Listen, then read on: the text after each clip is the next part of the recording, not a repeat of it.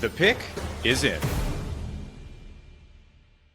With the 29th pick, the Washington Commanders select Josh Conerly, offensive tackle out of Oregon. So let's bring in Locked On Commanders host David Harrison to download on this pick. So for you, David, the Commanders, I'll say for everyone, really, they were a pleasant surprise last season, especially on an offense powered by Offensive Rookie of the Year, Jaden Daniels. So what does it mean for this offense to add even another piece to protect their star QB in a guy that had the fastest 10-yard split of any O lineman at the combine?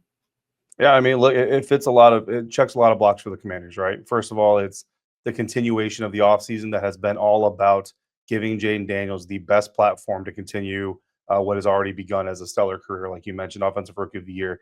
Laramie Tunsil is your left tackle, Deebo Samuel, a new wide receiver. And then here in the very first pick of the draft that they have this year, they go out and get another offensive lineman who they're actually not committing to being a right tackle necessarily. General Manager Adam Peters told us that the only offensive line spot that's fixed right now is left tackle. Laramie Tunsil is going to be the left tackle. Everything else is up for grabs. So this first round rookie, he's not being handed a job just like everybody else last year. He's going to have to come in, prove himself, earn it. But you mentioned that athleticism, and that is something that a Washington Commanders offensive lineman has to have. This is a team that likes to run left. They like to run right. They obviously have a mobile quarterback, so you need to be able to stay in front of them and help them, protect them, and let them extend plays and help them downfield and all those things. They also like their linemen to get to the second level and help spring some runs and things like that. So they're looking to improve there and all those things as well. And, it really just kind of shows the accuracy and the self-scouting, because while Jaden Daniels was in the Commanders, quote unquote, were actually one of the least sacked teams in the NFL last year, they were third highest in pressures surrendered. So it just kind of shows you, like, Jaden did a lot of amazing things. But what you would like to do is not make Jaden do as many amazing things with his legs so that he can do even more of them with his arm. And this is one other step towards doing that. Yeah, and they definitely got some amazing things at times from Brian Robinson. And you mentioned it about getting to that second level. So another skill that Conerly has been lauded about, obviously we talked about sealing the edge, working up to that second level, cutting off those backside defenders. So how important will that be for Robinson to continue to help bolster the Commanders' run game by what they're getting out of Conerly? Yeah, everybody would love to have a running back that can just like create magic and make holes where there are no holes or find space where there was no space before. But the truth of the matter is those running backs are very rare. They're very hard to find. Most running backs, they need a lane. They need offensive linemen to create holes for them, and they need, schemes to accentuate their strengths and all those things. And I think you saw Brian Robinson Jr. specifically, but really the Washington Commanders running backs.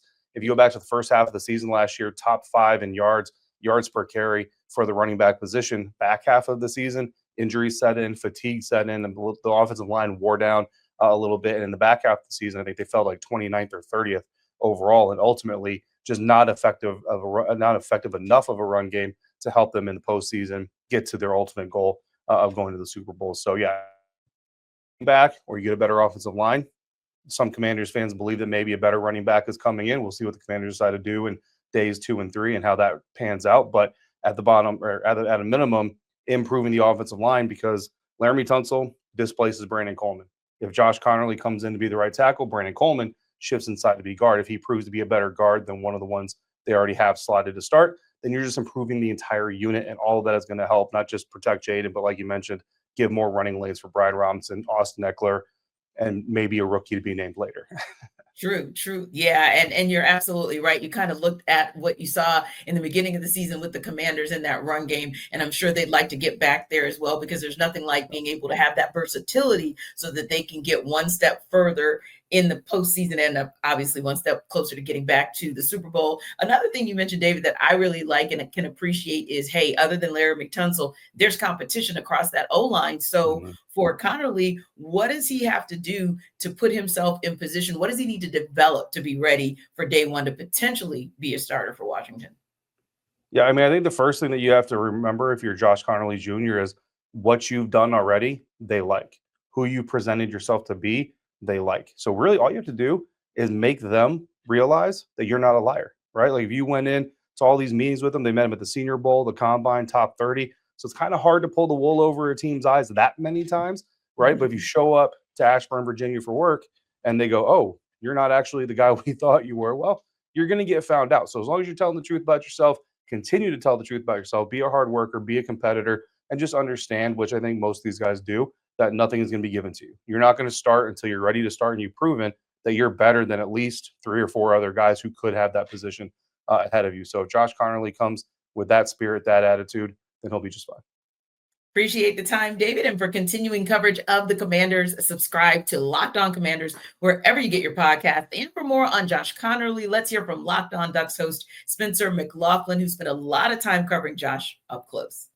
Josh Conerly can start for your NFL team today, and you'll like what you are getting. Spencer McLaughlin of the Locked On Ducks podcast here. Conerly, one of the best and most highly touted offensive tackles in this draft with good reason. Over the last couple of years, allowed fewer than 5 sacks as Oregon's starting left tackle. He protected Bo Nix. He protected Dylan Gabriel on the front and blind side respectively, and did a phenomenal job with both. He began his career as a guy who just came in a jumbo package and run blocking situations, evolved his game, and took a big step forward as a junior. He's been a late riser over the last couple months among NFL drafts experts because he has been phenomenal, particularly this past year. You go look at what he did against Abdul Carter, future top 10 pick in the Big Ten championship game. You'll see just about all you need to know. For more on the Ducks, check out Locked On Ducks on YouTube Monday through Friday, wherever you get your podcasts.